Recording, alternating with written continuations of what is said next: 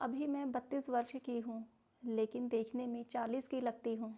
जब 22 वर्ष की उम्र में मैं ब्याह करके आई थी तो सपनों का एक संसार साथ लेकर आई थी, लेकिन कुछ ही महीनों में यथार्थ के जलते अंगारों का ताप मेरे पाँव महसूस करने लगे।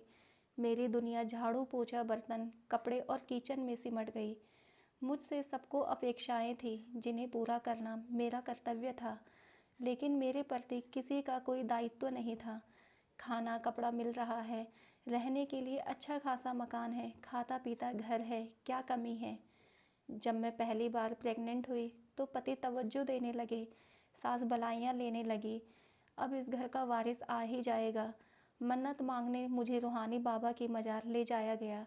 वहाँ मुझसे चादर चढ़वाई गई। देवी मंदिर में माँ से पोता मांगा और माँ का भंडारा किया।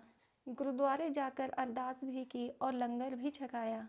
सास कभी किसी बाबा को बुलाकर बबूत दिलवाती, कभी किसी से अभिमंत्रित डोरा बंधवाती, किसी मौलाना से ताबीज लाकर मेरी बाह पर बांध दिया जाता।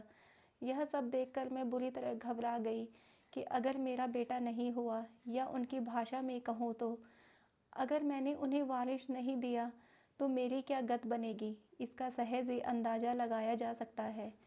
इन सारे क्रियाकर्म के बावजूद पति आश्वस्त नहीं थे।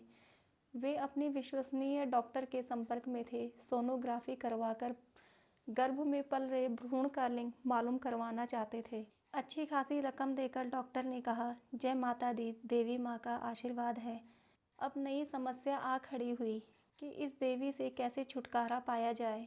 एक बार फिर डॉक्टर की जेब भरकर अबॉर्शन करवा दिया और इस तरह मेरा पहला गर्भपात हुआ। खूब खून बहा और मैं कमज़ोर हो गई। मेरा बचा कुचा आत्मविश्वास भी मेरा साथ छोड़ गया।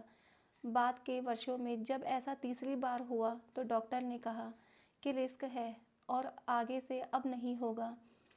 उनका मानना था कि औलाद तो बेटे ही होते हैं, बेटियां तो पराया धन होती है। अब घर में मेरे पति की दूसरी शादी की बात हो रही है तो पति सैरोगेट मदर की बात कर रहे हैं।